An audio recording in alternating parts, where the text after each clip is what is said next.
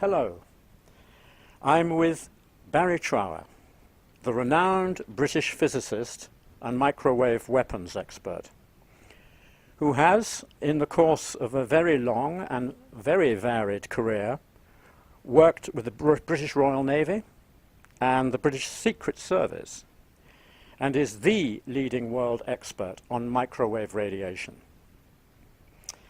Thank you, Barrie, for this opportunity to tap into your very great knowledge, and particularly to examine exactly what it is that's going on with 5G. And to launch straight into that question, I would like to ask you the following. As I understand it, with 5G, we are faced by a quite extraordinary increase in intensity of electromagnetic microwave transmissions when compared with the already dangerous 2, 3, and 4G levels that make up the current Wi-Fi and cell phone electro-smog fields. Can you explain, in short, the main difference between, say, 3G, 4G, and 5G? 5G has a higher frequency. You will need a transmitter every 150 meters, which is virtually on every lamppost or every tree. 5G has been shown in very recent history to be particularly more dangerous, even in areas where it has been set up. In one report around a transmitter, they found around 100 birds had died. In another transmitter, they found cattle that had died. It is a particularly dangerous frequency because of its high resonance. What I'm saying is that mathematically it is so complex that nobody can actually predict the harm it's going to cause. Even the people who have made it can't predict the harm it's going to cause. Mathematically, it is a nightmare. One thing that interests me is that the upper end of the 5G scale is actually so close to the new weapons frequency. There is a new weapon which its nickname is the Growler. It can be sent from aeroplanes or vehicles. And the Growler is used to destroy the neurological and physiological systems in the body very, very quickly. This is used for crowd control. Crowd control, or if you have an enemy, or so in one hand you have the industry saying that, well, they won't say it's safe, they will say we have not found any harm. But on the other hand, it is being used as a weapon, and of course the two are incompatible. You can't have something which you can show to pregnant women or children and allow them to use it, and in another use it for crowd control. And to say that the powers are different is absolute rubbish, because with all microwaves, a long low dose can be equally, even more dangerous than a short high dose. So 5G is a nightmare. Already we are getting instances of, I think it's 70% less production of fruit, 60% decrease in insects that pollinate trees. it is suspected of already killing cattle and birds, as I've said. But the main problem, as I see it, and it isn't 5G, it is with the other Gs as well, but 5G is going to be much worse because it's going to blend in with the Wi-Fi. And Wi-Fi is a known, proven, and used weapons frequency. Shall I just carry on? Yes, Okay. This is quite a long question, but it's very important for Poland. I'll leave the weapons out for a minute. The problem that, as I see it, for Poland and countries that have huge forests, it is known and documented that, especially with 5G added into Wi-Fi, but with Wi-Fi on its own, 5G is going to make this worse. It is known and documented that in 3 generations of humans, only 1 in 8 children can expect to be born healthy. 1 in 8, if at all. It is published that with plants and animals, depending on the reproductive cycle, some species will be totally extinct within 5 generations. That's been published. So what you have is the total destruction and loss of Poland, without a shadow of a doubt. That is published, and it is provable. And one of the other main problems, which is going to carry on, people underestimate how clever and how useful trees are. Now, trees communicate with each other via their roots within the soil. They join roots, they help feed each other. If one tree cannot get enough sugars, they will help photosynthesize the others. They also help control the microorganisms in the soil. Trees also take out a lot of carbon dioxide from the air, and trees do not like microwaves. And you will find the resistance of trees going down as soon as you microwave them.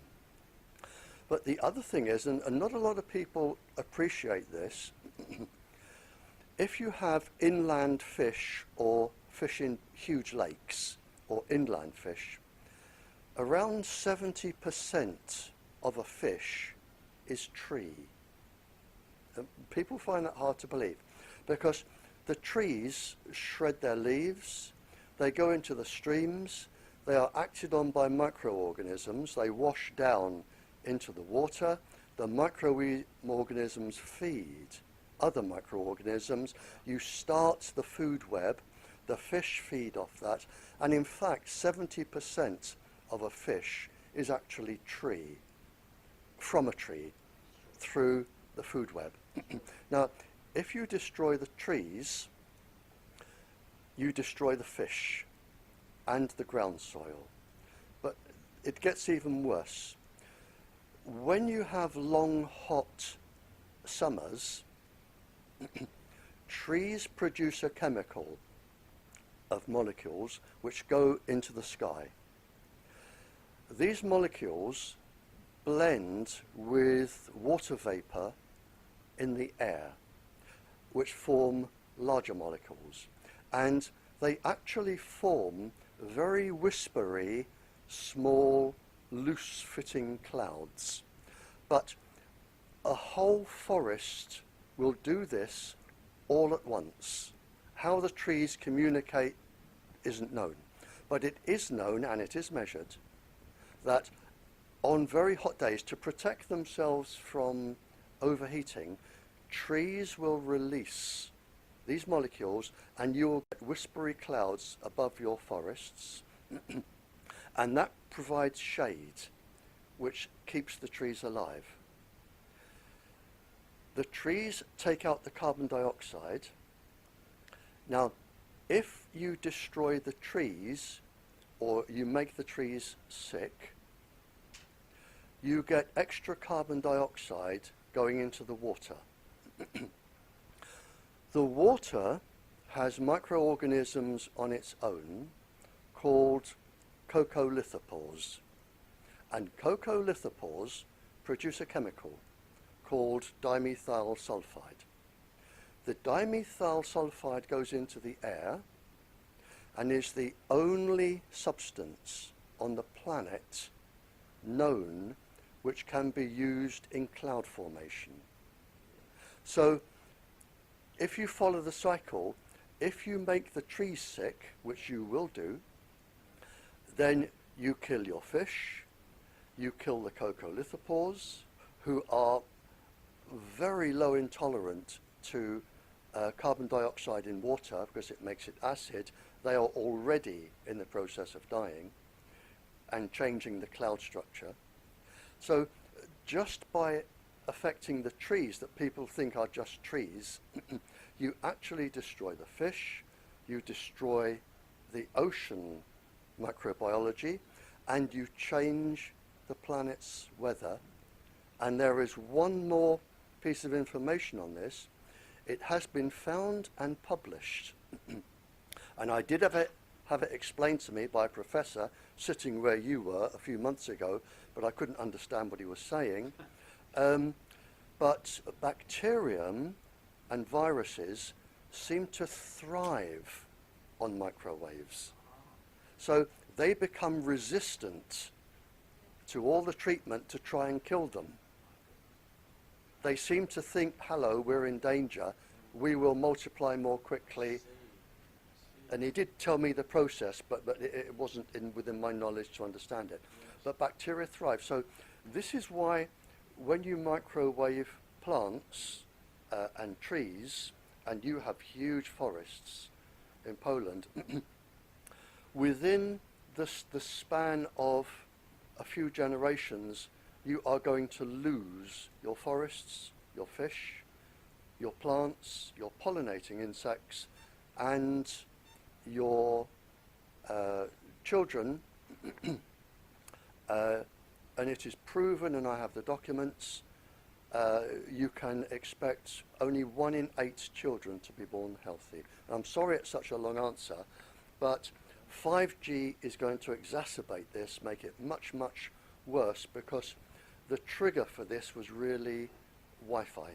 When Wi-Fi came out, 1999, 375 huge companies used the Wi-Fi frequency, which is a known weapons frequency. That was really the trigger. 5G is going to make this worse. Well, so basically this is a war, a weapon of war, as you've pointed out.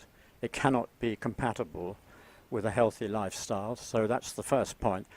The second point about the trees, of course, is extremely alarming. I suddenly got the message from Einstein, Albert Einstein, who I believe said if we lose the bee population, the planet will be in very serious trouble. I immediately make a correlation there between what you're saying about the insect population. I have twice presented. We have a festival here. We have a festival here, the Glastonbury Festival. I have twice presented the environmental lecture to the Glastonbury Festival. One of them was on what I've already been talking about. The other was on bees. My bee lecture is on the memory stick, which if you can download it, my bee lecture is on there. And yes, it is well documented, well understood that you will lose the bees from microwaves. So this has been carefully avoided, talking about microwaves in relation to bees. We've heard about pesticides, we've heard about many things, but they've always steered clear of suggesting that microwaves might play a part in this. One other anecdotal piece of information concerning trees is that we've heard very recently that in England, where they are attempting to introduce the first experimental use of 5G, on lampposts in cities like Gateshead, for instance, and I understand in Bournemouth, possibly other places. They're actually clearing trees. I think possibly in Sheffield, actually. They're actually clearing trees from towns because they might interrupt the signal. That is correct, and they're also finding that insects are leaving the area.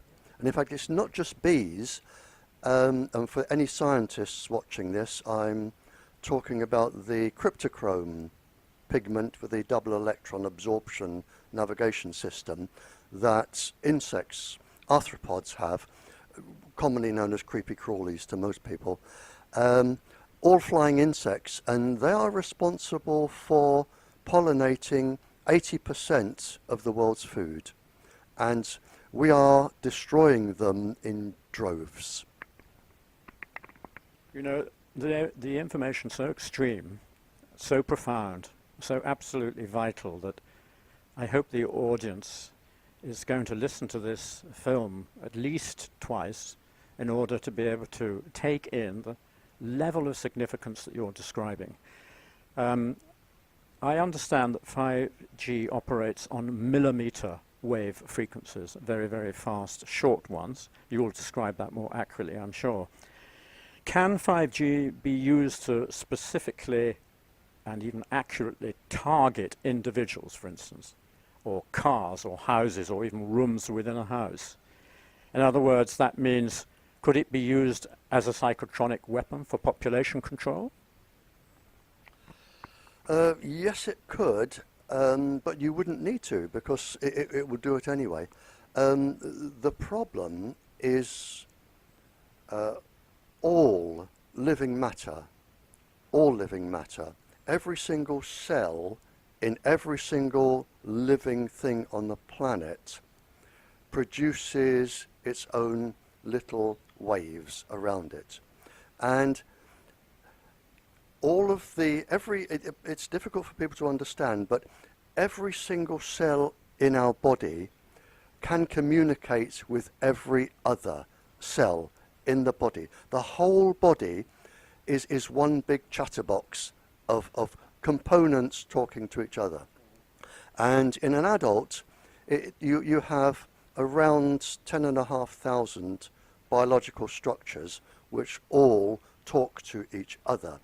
And you produce a wave or a field, I won't get too technical here, around your body. There are people who claim to be able to see this field, and I believe they can. Yeah, and if anybody wants to see or demonstrate this field, it's very easy. All living things have it. Just take two ordinary eggs. Take two ordinary eggs, put them on a shiny surface, and put them end to end. If they stick, turn one around, and you'll find that they will fly apart. Because the fields will either attract or repel each other like magnets. And every living thing has this field. Microwaves will come in and disrupt this field. That is one effect. The other effect, which is what I was involved in the Cold War, were the pulse frequencies. Now, you have clocks in your body, generally regulated by the hypothalamus, but you have clocks that monitor different parts of your body and regulate hormones and all sorts of other things. You also have structures, tiny molecule structures, which vibrate. Now, when microwaves go in, the pulse frequencies, they can change these clocks, and they can change the rate that the hormones or anything is moving in the body. They can also, the word is resonance, they can also cause resonance in other parts of the body. Now, you have circadian resonant frequencies, and you have cyclotronic resonant frequencies. And you can grow in and out of these. So when an organ, let's say like the heart, is growing, when it is a particular size, it will meet the microwaves or the pulse frequencies, and it's like if you have a spinning top and then you just give it a little nudge and a little nudge, or you're on a swing and then you just lift your legs and you keep the swing going, and then you can make it go higher and higher. Microwaves can do this to the clocks and to the organs, and unbalance them and make them malfunction. Now, you can grow into this and you can grow out as the organ or the body or the cell changes size. And it is known to date that women have 13 different circadian resonant frequencies than men. So you could have a lady sitting in a room saying, I'm getting funny hearing, or I'm picking up voices, or I'm getting an irregular heartbeat, or something's going wrong. And the man could be saying, don't be stupid, go and see a doctor. Whereas in fact, she is picking up, or it could be a child, and the most susceptible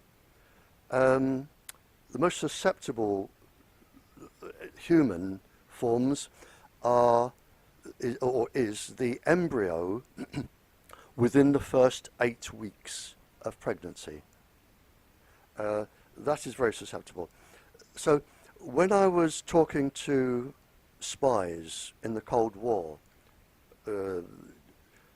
for the years I did it, the spies that were using microwaves as weapons, I made a list of probably 30 or 40 frequencies that were known and used in the Cold War, mostly by the Soviets and the Americans, although we did as well, to cause cancer, neurological illnesses, drive people to commit suicide, breast cancer, that sort of thing. I had a list of 30 or 40 pulse frequencies which I collected from spies that would cause probably 50 or 60 neurological and physiological illnesses to the point of death. And several people have published this, the illnesses. I published the pulse frequencies. Today, I think the list stands at 750 pulse frequencies. 5G will make that much, much more. But it's not 750 where you get this or this. It is 750 factorial mathematically. That means you can have the effects of number 1 multiplied by the effects of number 2, number 3, right through 750. And some people who are electrosensitive and are having this affect them instantly, the symptoms are exactly the same as lead arsenide poisoning. You really just want to lay down and die. That is it. You really don't have the energy to move. And it is possible to change neurological structures and make people suicidal. And this is done both deliberately and accidentally. You will find around some transmitters, depending on what pulse frequencies they use, and they keep them secret, depending on what pulse frequencies, you will find mass suicides around some transmitters, 8 different types of cancers around others. You will find lots of varying symptoms, which are all known and predicted. But for the industry, for whatever reason, it is worth I think it now stands at it's 17, I was told $17 trillion that it's now worth. And it's worth losing up to 60% of the population for this amount of money. And it's as simple as that, really. And I have a document that actually says that people must be deceived to and the wording is people must really be deceived, although they've used slightly different wording, by saying you select a safety level that cannot be challenged in court when people die. And the actual wording is to protect industrial output, profit. So the whole list of illnesses, birth defects, stillbirths, miscarriages, they're all there. And the reason for all of this, and it was classified top secret and still is, but I have the documents, is protect industrial output. And all of this is to protect industry. You know, Jadwiga Łopata, who's in the room with us today, and I were very involved in Poland in 2004 to 2006 in trying to prevent genetically modified organisms getting into the country. And we ran a campaign based on getting each Polish province to declare itself to be a GMO-free zone. We succeeded in this, and it led on to the chairman of each of those provincial boards to write to the Prime Minister and demand a ban of the import and planting of genetically modified organisms, and he actually did in 2006, which made Poland the first country in the world, I think, to ban GMO. But what I'm hearing from you is exactly the same message that we heard about GMO, which is that this is potentially an incredibly valuable, patented tool for, if you like, possessing other countries, challenging the existing status quo, dominating the marketplace, with something which is an entirely unnatural form, after all. So, as a further point to what you're actually saying already, would it be possible, for instance, to generate an artificial epidemic using 5G if you chose to do so? Brilliant question. I have said, when I'm talking to countries, I have said that, and you've covered quite a few points there, sir. First of all, this isn't all over the world. I suspect from my travels that 58% of the planet are taking avoidance action to prevent this happening. I do know that when I talk to royalty and leaders of governments, leaders of peoples, in the last couple of years, 17 countries have started to take very serious avoiding action.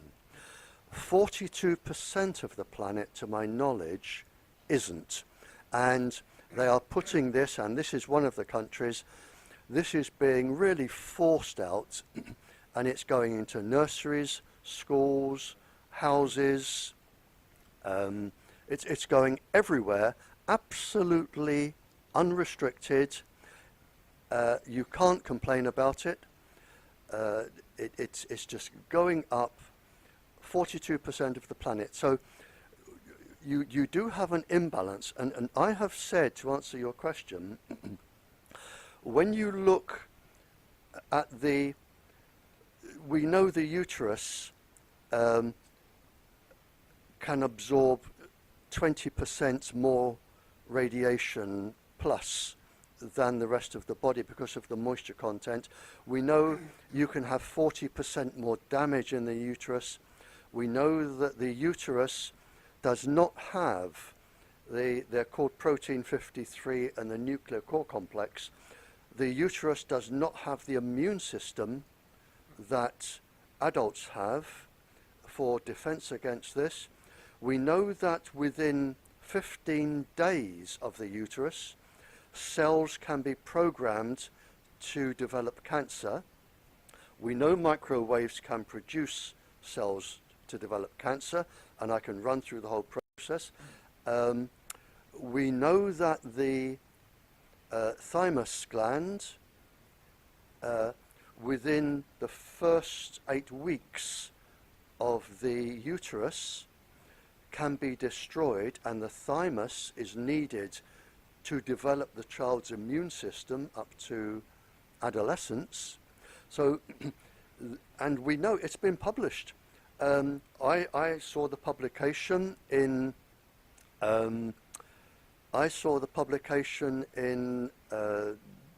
many years ago. I'm sorry, I'm being distracted. Can I just? Sorry.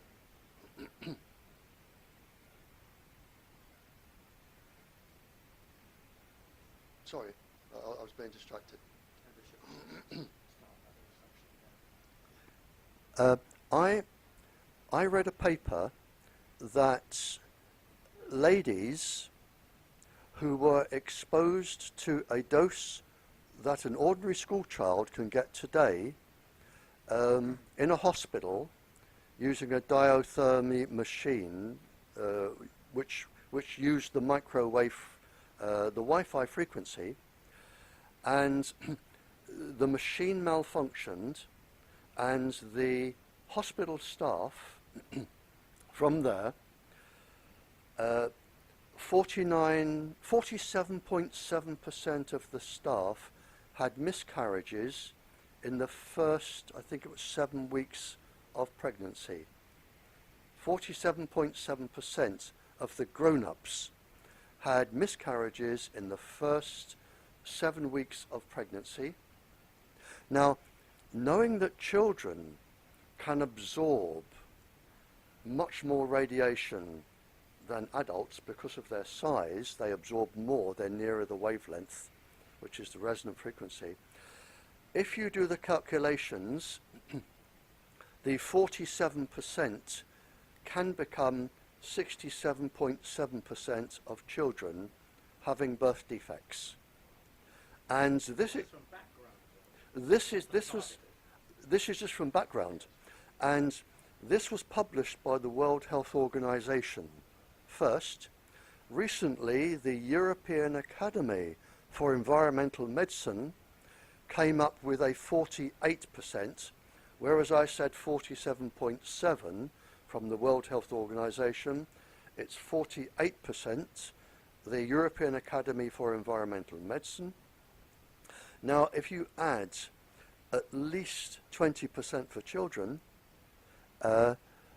this is where you're getting your birth defect rate, where in 3 generations, just 50 to 60 years, only 1 in 8 of your children at this point in time can be guaranteed to be born healthy. And it's not children, it is all mammals. Because we all have the same genetic code. We have the same 4 chemicals. Any tree can read your DNA sequence. It won't do it any good, and it won't need to use it.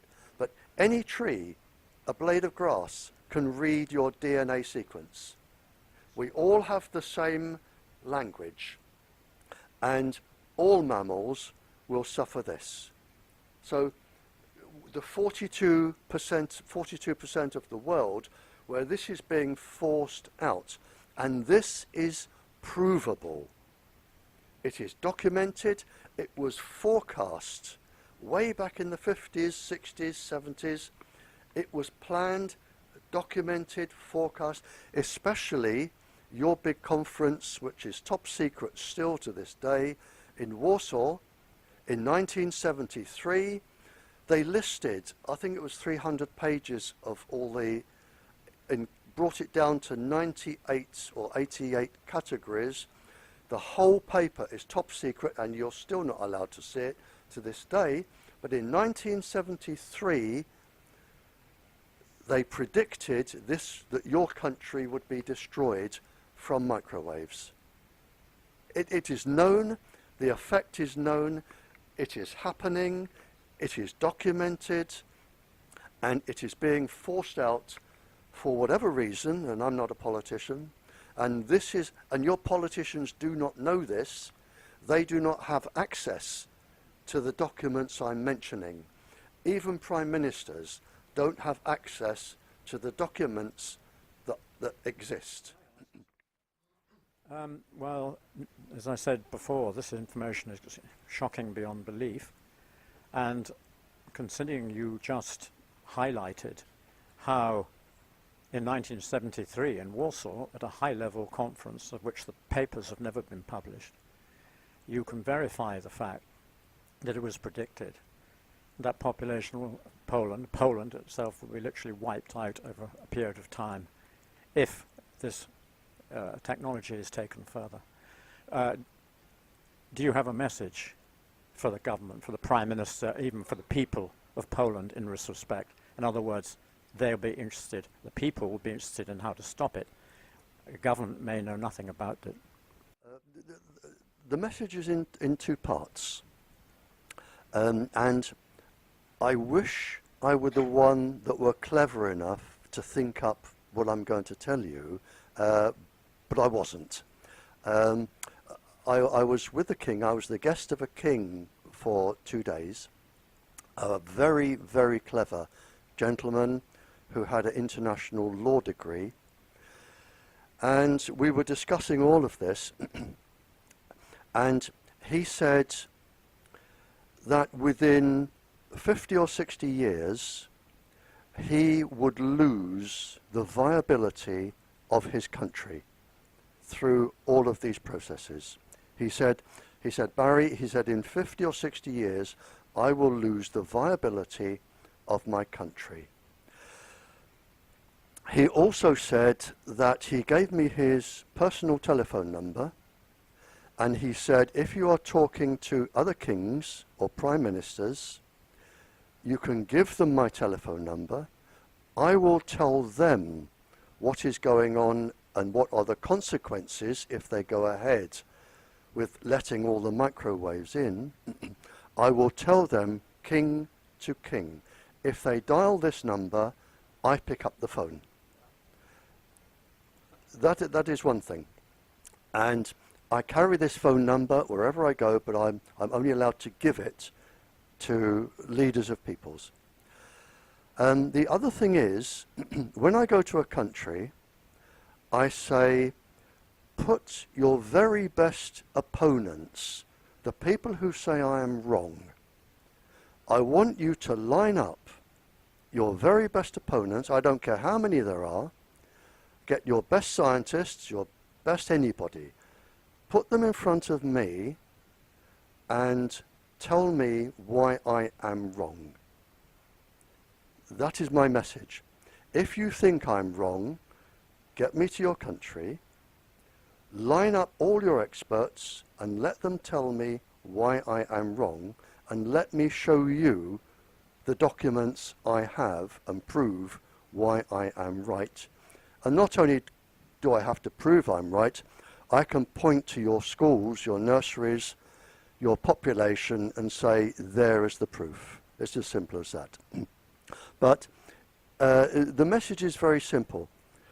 58% roughly of the planet are taking avoiding action. 42 are not.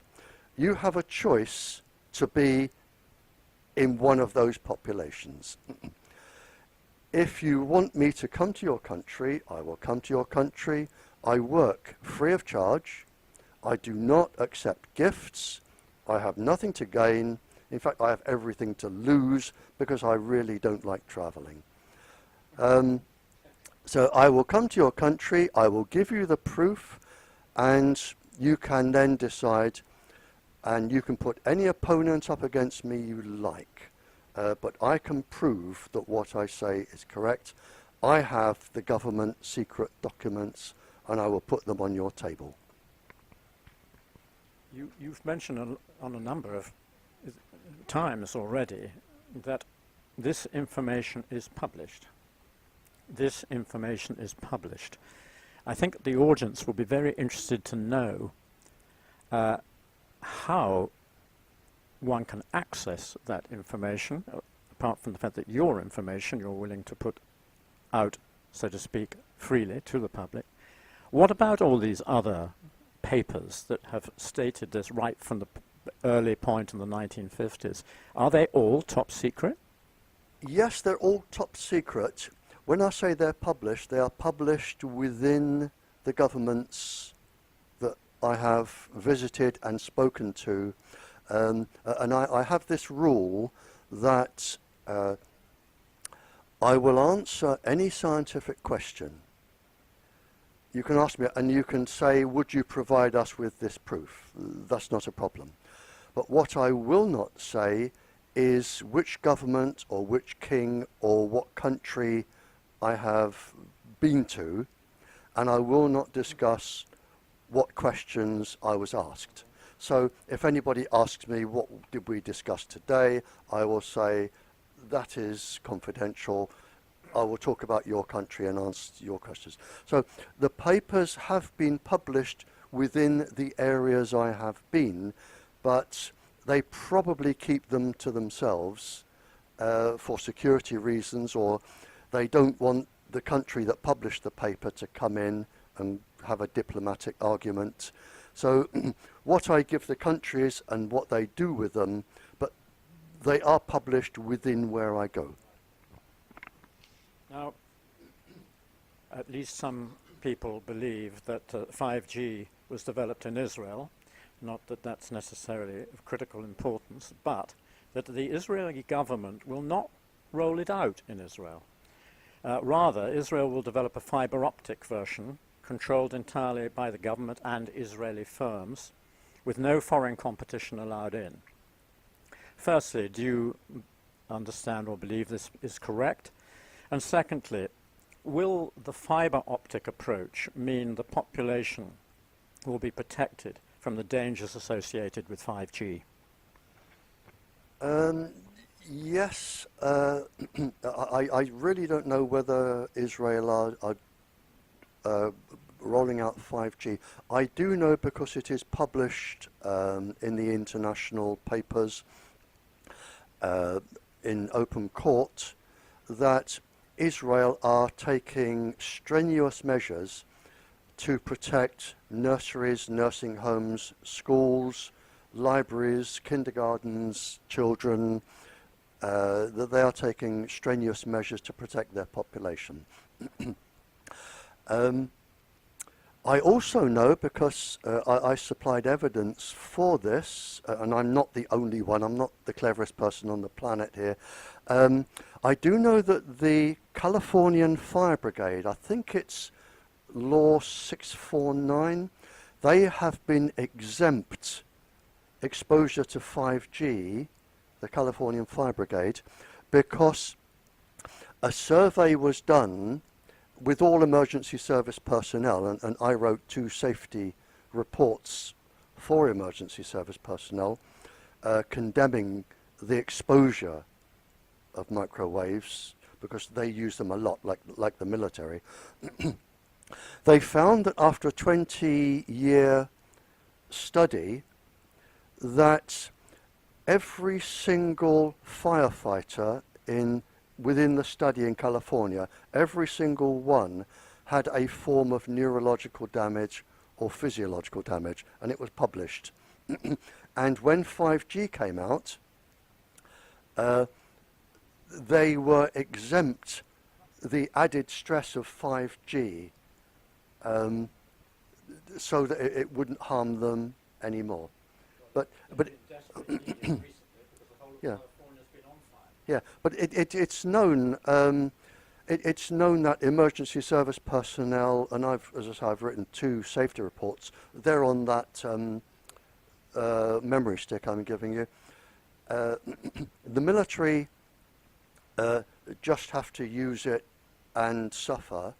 They're not told.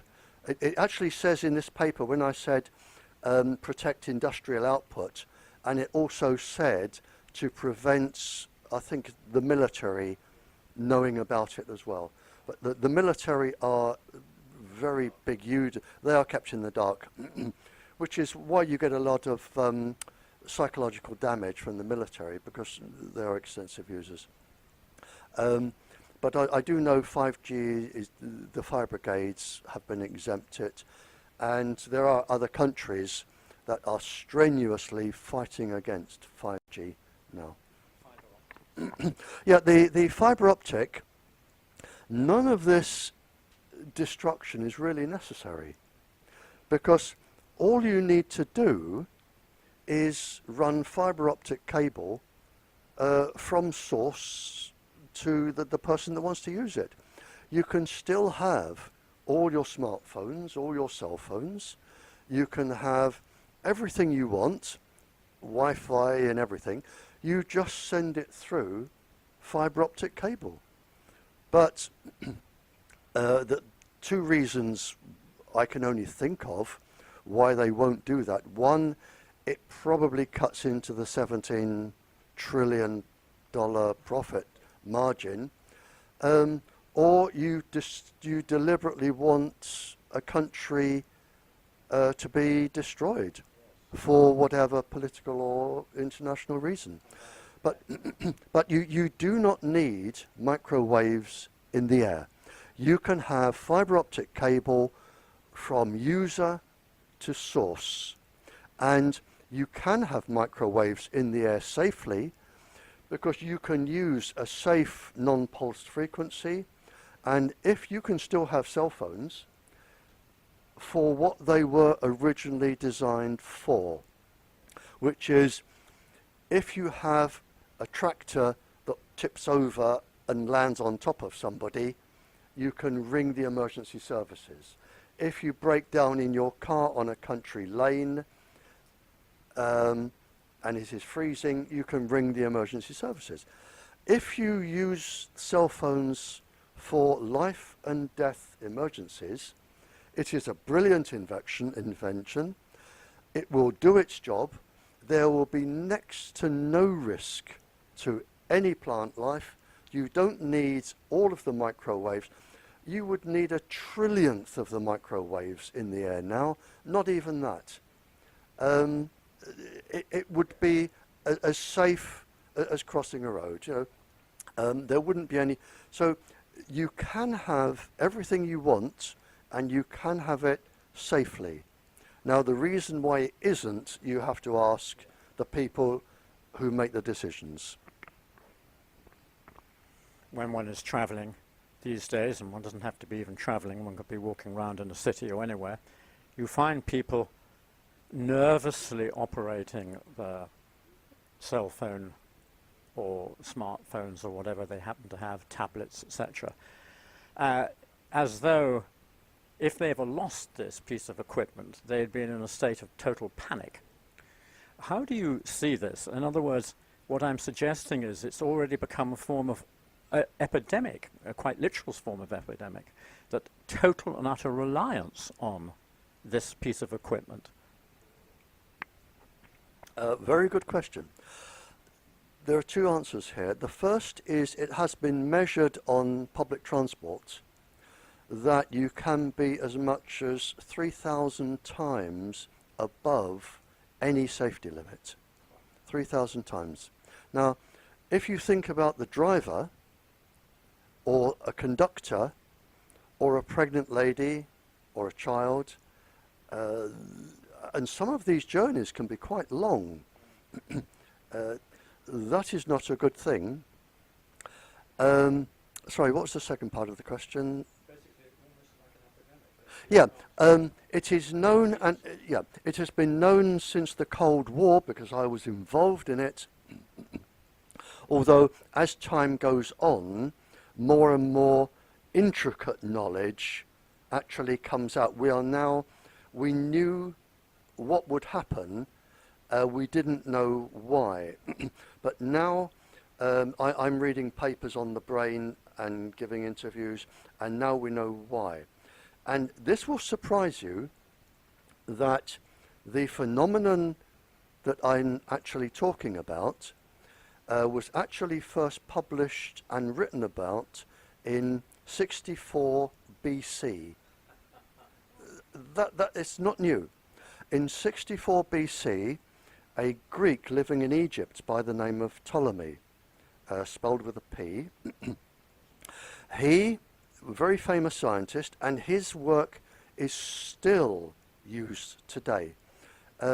He found that when you would heat up metals or various substances, the radiation that came off, the same as the radiation from the sun, if you made a solid wheel, like a cartwheel, only solid, and you drilled holes, and he put this in front of your eyes, when he spun the wheel at different speeds, he could induce you to be drunk or sleepy or angry or behave silly.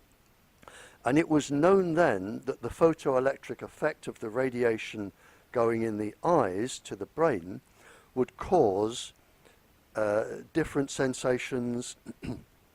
In fact, a gentleman scientist from, I think, Yale University, that then went back to Spain, Jose Delgado, he'd worked on this and developed these pulses in the brain, and he actually said that any moods or behavior traits could be induced. And he could make women become sexually romantic. You can, one of the pulse frequencies will cause sexual aggression. It will cause you to commit suicide. And you get, even if you watch television, you will have a warning that says, if you suffer from photosensitive epilepsy, don't watch this, because there is a feedback loop in the brain that will trigger one form of epilepsy from this. And you can induce chemicals in the brain, and I won't run through all the names of them, but you can induce chemicals in the brain by the pulse frequencies coming in.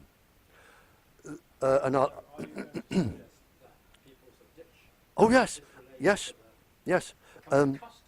Yep. The chemicals which can be induced in the brain produce the same effects. They are not the same chemicals. They produce the same effect as morphine, marijuana, to make you hungry. And when I say hungry, I don't mean you need a sandwich. I mean you will rob a bank to get food. Sexual aggression, nightmares, hallucinations, suicidal tendencies. The phones can do this. Now, people, you will see, they will become addicted to phones. You're getting this, the similar effect of morphine and marijuana, and this is now measured. You can see it on a scan in the brain. They'll pick up the phones and you get this pleasure sensation in your brain, like smoking. And they'll put their phone down, and then unconsciously they will think, hang on, I need to make a phone call. Like I need a cigarette, or I need a drink. And you start using, and they are addictive. So one of the problems we now have is that the cell phone, smartphone, has been hijacked by children, and they are very susceptible to this addiction. And psychiatrists have written that when you try and limit a child's cell phone use or take one off, one psychiatrist said that the child said to the parents, and published this in Scientific American Mind, the child said to the parents, and meant it a girl, teenage girl, if you so much as touch my cell phone, I will kill you both in your sleep. Another girl punched her mother in the face that tried to take the cell phone. And this is where children are. They are really addicted. So it's like giving children cigarettes and alcohol and marijuana and saying, enjoy yourself for as many years to get you hooked. Now we're going to take them away. You won't do it. And this is one of the problems, is because adults and children are chemically, in terms of brain chemistry, they are addicted. And this was known in 64 BC.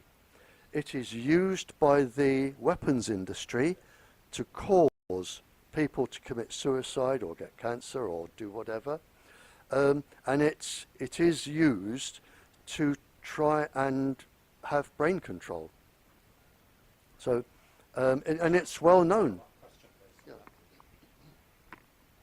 Absolutely extraordinarily important information, Barry. And we're going to ask a follow-up question to that. 5G is said to operate at pulse frequencies used by US security for intense crowd control. And that's going on a lot nowadays, as you've noticed, to try and keep people from ever making serious progress, any type of rebellion, you might say. Would you like to comment on that? Oh yes, the 5G, it's just above the top frequency of 5G is around 78 gigahertz. What's known as the growler, that comes in at around 90 gigahertz, which electronically and brain speaking is really no difference. The growler, I have known it to be tested on special service, military special service people, and it sort of brought them to their knees in seconds. It is for crowd control, which will cause severe neurological and physiological damage, which could be permanent, that could induce cancer, could induce any brain abnormality. And it is a weapon, and this is why I'm saying, well, if you've got a weapon here, giving a lower frequency doesn't mean that this is safe. It means it can be used as the same, only if it is a lower power. It will take longer. That's all. You can't have it both ways. But yes, it is used. It is known as the growler. It is made for firing or beaming from aircrafts. It can be used from vehicles. And it is the latest for crowd control. Now, in the rollout planned for 5G in the next 2 years, 1919, 1920, under, I believe, a title of something like Starlink, the gentleman called Elon Musk, who is one of the developers of the electric car, has brought a consortium of very big businesses together to launch an incredible number of satellites. Within 2 years, as I understand it, 20,000 satellites are supposed to be launched, which are going to cover the entire planet. As they say, every square inch of the Earth will be able to be under the effect, under the administration of these satellites, and they'll be able to absorb all the information that's going on anywhere, target any place on Earth. Aside from the fact of the pollution caused by trying to launch all these satellites, the kerosene, etc., what is it about the satellite factor that plays into the 5G, what we're going to see on lampposts, these boxes which send the signal to and fro to people's smartphones, the Internet of Everything, as it's now called? What role does the satellite play in connection with that? This is something, I think, quite technical but important for people to understand. There are many things. First of all, it isn't 20,000. It may be 20,000 satellites, but the actual number of transmitters going up is well over 250,000. It is high-level satellites, low-level satellites, drones, which will be solar-powered and just go round and round and round forever, and balloons, which will be solar-powered.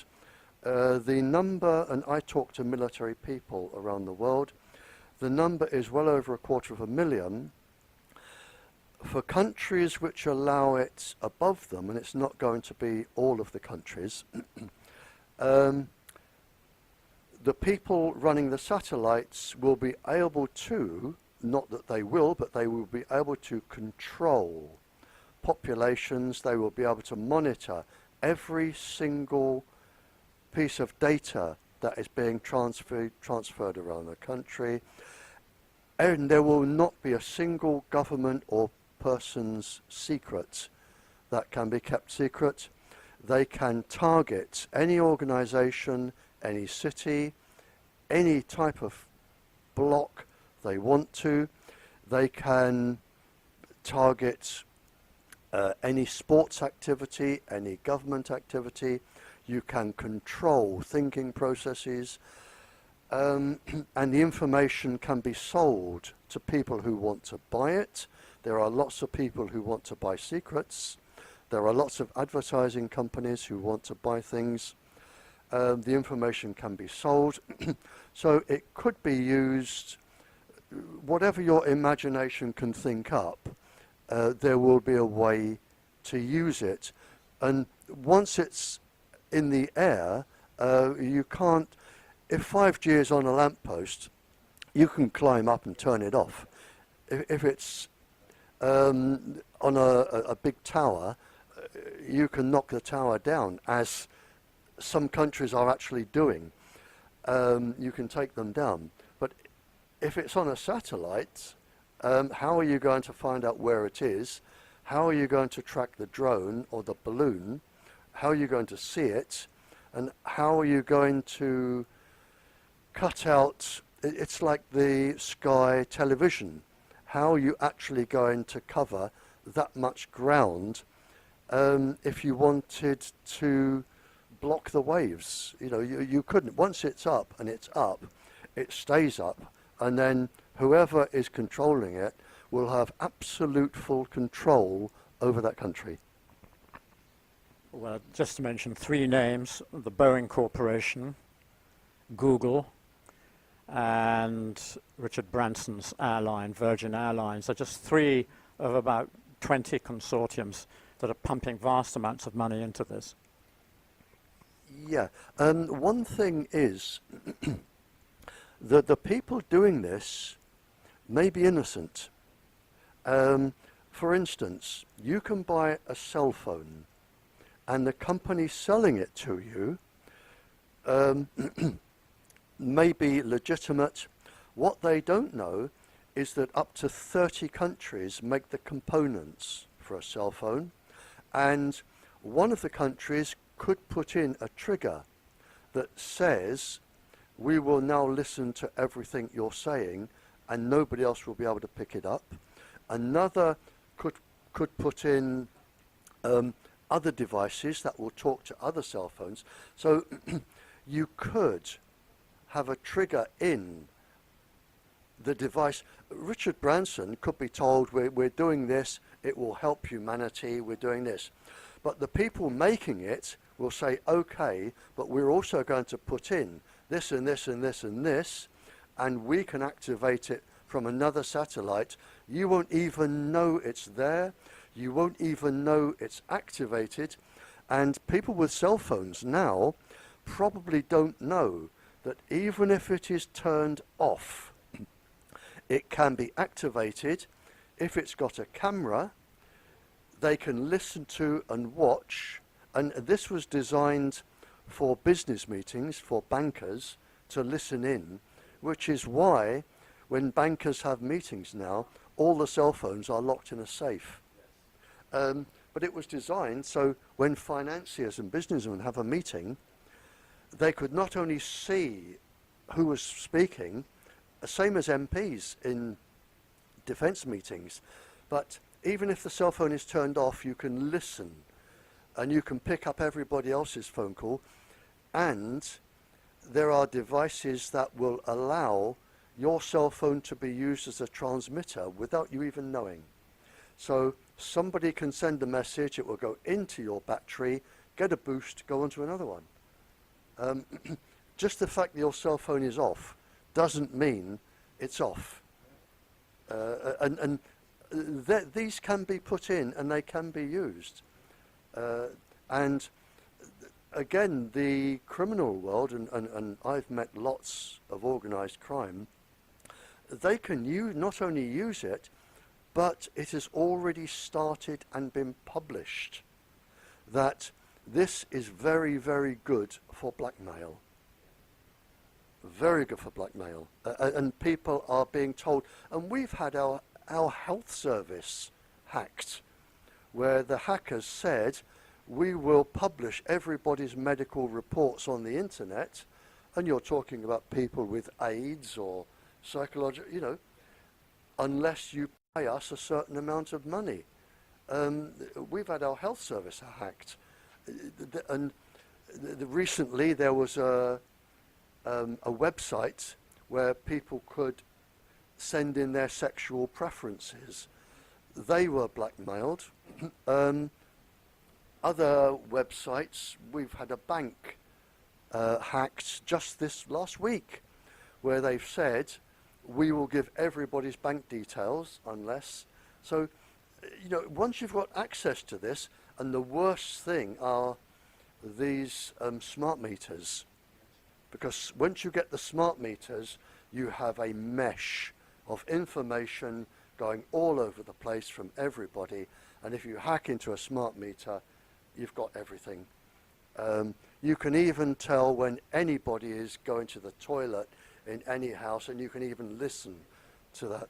So it is used, it can be used for weapons, it can be used for blackmail, it can be used for crime, it can be used for other countries' defense.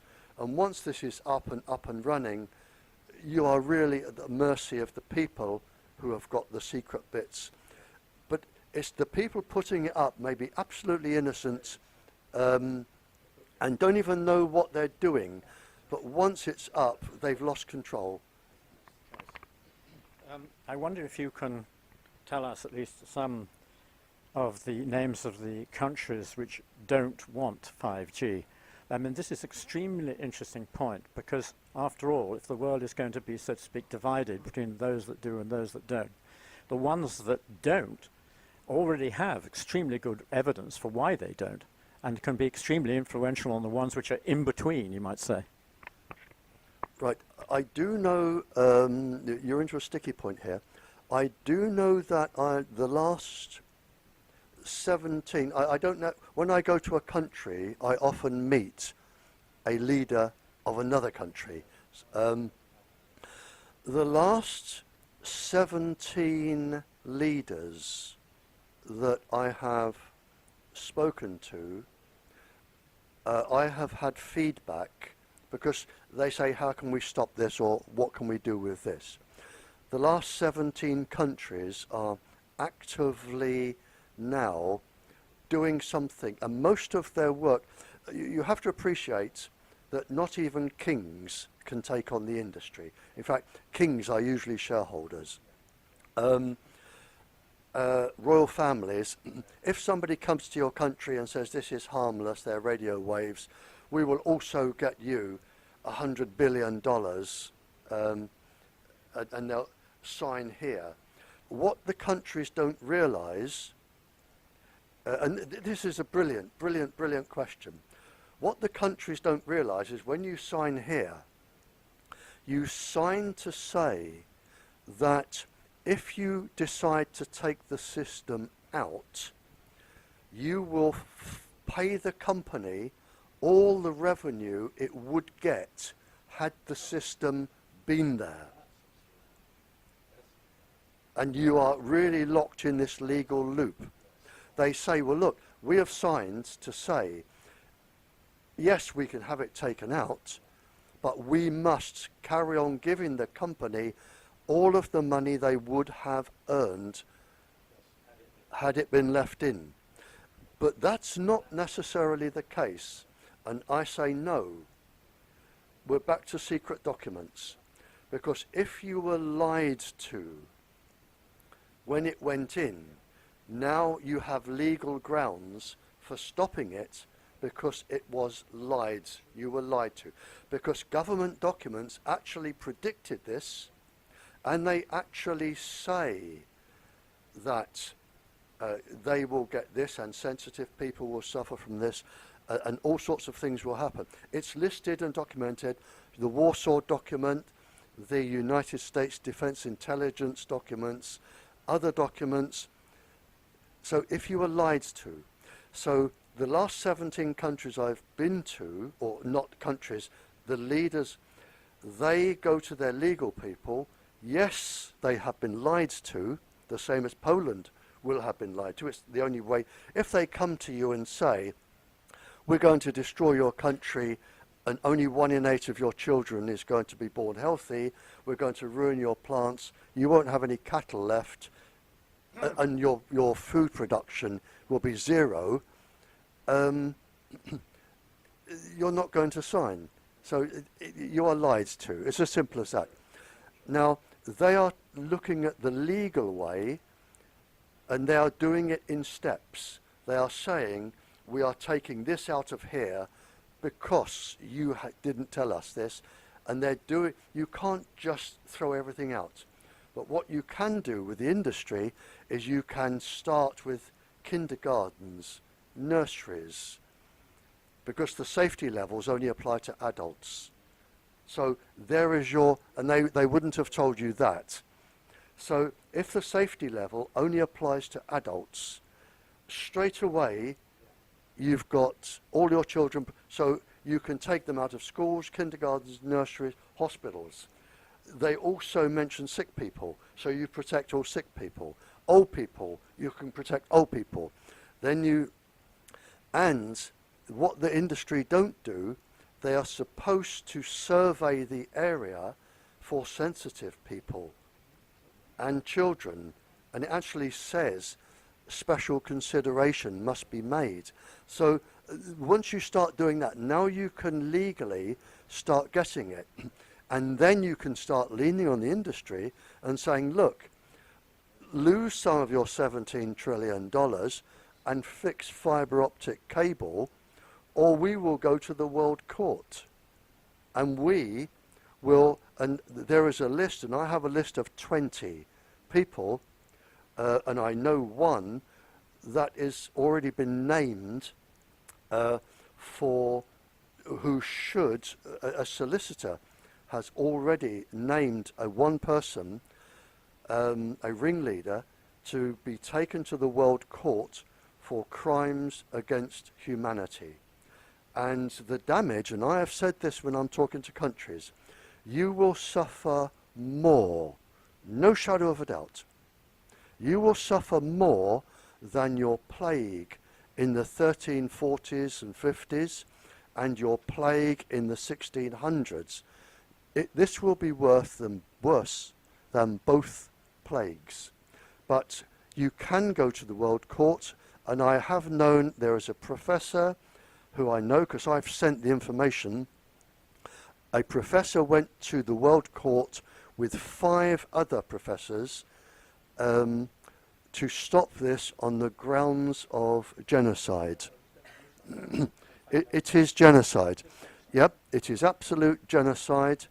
And steps are being made to go to the World Court and name individuals. At the moment, with 42% it's being rolled out, but can I name the 17 countries? No, because it is a private conversation and they are in legal processes, and if I named it, the industry will be monitoring every word of this, and they will say, right, target this country, get your lawyers over there, and they have really good lawyers. And I went to one court case, and the first Land Rover was full of men with white wigs, or wore white wigs, and the second Land Rover was people who carried their papers for them. I mean, they turn up in force with their legal experts. So, yes, I do know the last 17 countries, yes, they are taking action, and it can be taken, and you can win, but you need a team of very good lawyers, and you need the documents I have. Well, we're getting close, I think, to the end of this session. I did have a question which it might have partially answered already, but I would like to go back to it. Actually based on a testimony you gave to United States District Court of Oregon some time back, and I'm literally copied this down because I thought it was so interesting. Yeah, I think it might. No, it's not. I'm going to read what you said. To my knowledge, this is in front of the district court in Oregon. You said, to my knowledge, microwave or radio wave sickness was first reported in August 1932 with the symptoms of severe tiredness, fatigue, fitful sleep, headaches, intolerability, and high susceptibility to infection in 1932. And now listen to this, everybody, because this is exactly what hundreds of people are reporting to us in Poland, in England, of exactly these symptoms. By 1971, the US Medical Research Institute, the NMRI, excuse me, referenced 2,300 research articles listing an excess of 120 impairments and illnesses attributed to the radio frequency and microwave radiation. So already back in 1971, you had enormous amount of evidence of the problem. So under the Freedom of Information Act, you say, extracts from the published US Defense Intelligence Agency documents confirmed NMRI research and stated, quote, if the more advanced nations of the West are strict in enforcement of stringent exposure standards, there could be unfavorable effects on industrial output and military functions. I'm going to read that again. If the more advanced nations of the West are strict in enforcement of stringent exposure standards, there could be unfavorable effects on industrial output and military functions. Absolutely correct. And after this, what happened was the scientific advisors, they needed a level of microwaves that could not be taken to court, that where you could not complain about being ill. And what they did, they went back to a gentleman scientist, I think his name was Sean Swan, something like that. And he set a level based in 1953 on a particular type of radiation, and the outcome of this, which is still in force today in Poland, and 42% of the planet who are in fact dying from microwaves, they said, and this is one rule, and this is the only safety rule, in 42% of the planet, most of Europe, Australia, New Zealand, Canada, or they've changed now, but most of Europe, Australia, Canada, what they said was, and this is the only safety rule, and it takes some believing, if you do not feel too warm in 6 minutes, it is deemed safe for everybody for a lifetime's exposure of any frequency, any power. So in other words, if you do not feel too warm in 6 minutes, it is deemed safe. Now think about that. You've got a schoolroom full of Wi-Fi, and if the children do not say, this Wi-Fi is making me feel too warm, in 6 minutes it is safe for them to use from a nursery right the way through up university to the day they finish and sit in front of it. But the clever bit is that microwaves, which is how microwave ovens work, of course, microwaves cook from the inside out. Your brains do not have heat sensors inside. They're on the outside. Your body, the heat sensors are on the outside. Microwaves go inside. So what they have said is, if you do not feel too warm in 6 minutes with the sensors you do not have, it is deemed safe for life. In other words, what they have done is said, we have set a safety level that you will never ever challenge in court. And when you sign to say, I'll have this in my country, that is the safety level you are agreeing to. And they knew before that that was not safe, and it doesn't apply to children and animals and things, and this is your loophole, but this is the safety level, and that is it. You said further, in order to protect industrial profit and military function, and to avoid litigation from military employees, it was suggested that governments in the West choose a safety level compatible to the military industrial output. The governments that adopted the thermal level denied, and still to this day deny, any adverse effect from subthermal levels. I just added to that. So this has been a weapon of mass destruction from the start. Could you possibly explain the difference between thermal and subthermal? Also how this relates to smartphones and other cell phone technologies, but you've covered the second part, I think. Oh, sorry. Yeah, you have ionizing and non-ionizing, really. Ionizing, gamma rays, X-rays, that end of the spectrum. Non-ionizing are, you're looking at your straightforward microwaves. Non-thermal is when you do not heat up, I need to get, I think it's heating up 1 kilogram of body mass within 6 minutes by 1 degree. It's based on that. Yep. Yep. When people put a mobile phone to their ears, they talk about feeling warm. Now, is that connected with this issue? Misunderstood, I think, that. People thought that was the problem. They didn't realize it was a whole other level. No, we're talking about whole body radiation, but in fact different areas of the body have different thermal levels.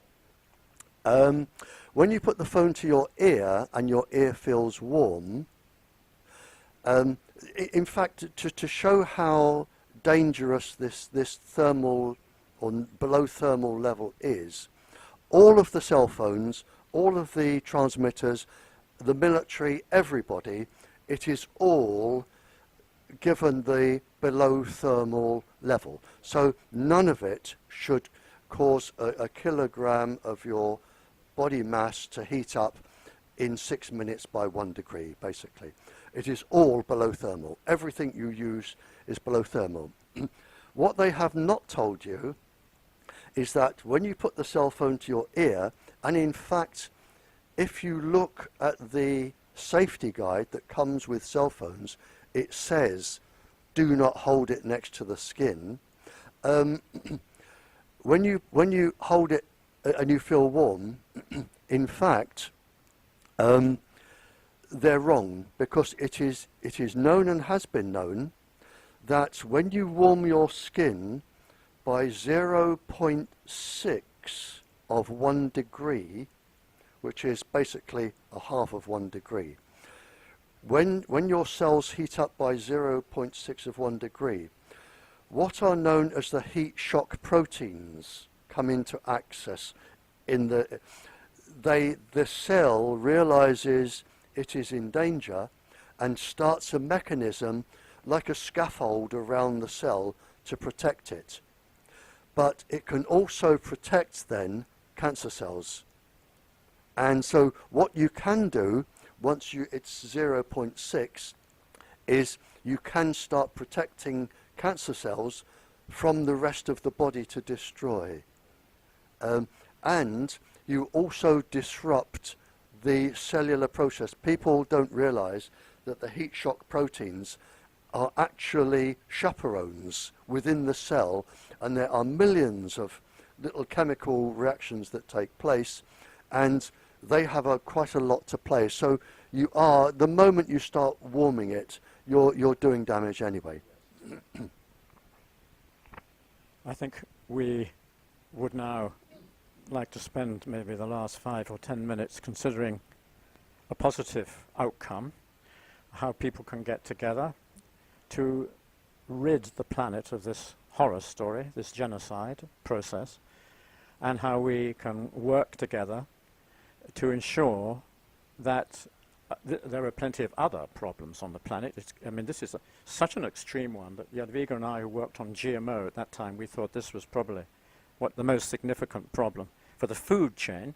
But now we see that these emissions, in fact, are also deadly to the food chain itself, let alone the GMO side. And then there's also the animal kingdom, the plant kingdom, the biosphere. And so all of this is under threat. So how can we put a stop to these developments, which amount to acts of genocide and to the human population, an ecocide against the biodiversity of nature? Well, it's easier said than done, but you have to go up against now the most powerful industry that the planet has ever known. In fact, the industry is so powerful it can buy governments, and there is a way to control this, and to control this you take as many microwaves out of the air as possible. Everything can go on fibre optic cable. You can have cafes and transport where you plug in to fibre optic. Libraries can have fibre optic cable. Schools, houses can be fitted with that. So you take out all the microwaves from the air and you leave it, which is what it was originally intended for, as a life and death emergency. Then there is no problem. But what you've got now are children and people who are chemically hooked on cell phones, and they are going to destroy the planet that they're living on. It is a total re-education system. The other thing that some countries are doing is they are setting up white zones. White zones are now parts of country where there are no microwaves allowed. This is why they want to put up satellites to come down, and people can go and live in white zones. And you can grow your own food and do your own thing. So there are white zones. We will reach a crunch point whereby, like with smoking, you can only lie to so many people for so long. And when there have been too many funerals, particularly children, somebody is going to say, we've made all the money we're going to get out of this. You can't take us to court, but we can't risk the planet anymore. Now we'll have a new system, and the new system they're working on is light. Instead of microwaves, they're using light. I first saw a demonstration of this in 1982. So they're only going as long as they need to make as much as they can. The fact that people are going to die is really irrelevant. Maybe in 10 years, 15 years, you will have all fibre optic cable. You will have light instead of microwaves, or a different light frequency. That is coming in now. They're perfecting it. And then the people in the future will say, well, how on earth did they get away with microwaves killing that many people for so long? The same as we said, and I know the answer, why did smoking keep going for so long when it was known in 1599 how it caused cancer? Or why was lead put in petrol and kept for 30 years a secret, diesel and all the other things? And it is industry, like you read out, it is industry saying, we are going to make as much from this as many of you that die have to, that's par for the course. It's unfortunate, but there you are. You can't take us to court because we are invincible, and there you are. Yeah, and that's it. But there is a light at the end of the tunnel. It can't go on because even the people making their trillions will want to live somewhere. And the time will come when they will stop it. They will get rid of the microwaves, use light, fibre optic cable. We breed a new breed of children who are not chemically addicted. It is worth saying now that one country, and I can't mention it, one country has now opened up clinics to detoxify children from their cell phones and detoxify them and get them back to normal. So in the world, and it is a big country, and the clinics are right across the country, they are now detoxifying children. And it has started, and I know other countries that are now restricting children, saying you will not have a cell phone until you reach this age, and then we will tell you how much you can use it. So there are countries doing something about this. But in our part of the world, the countries in Europe that have not listened, where the industry, the Wi-Fi and the 5G are running rampant across the country, once it's in, it will be in until the industry decides to take it out. And however many of you die, that's just unfortunate as far as the industry goes. Okay, now I really think that this very much concludes the talk today. I would only add that those of us who live and work with the spiritual dimension in ourselves, the human dimension, the spiritual dimension, must also be aware that the spiritual dimension connects up with light. So it doesn't connect up with microwaves.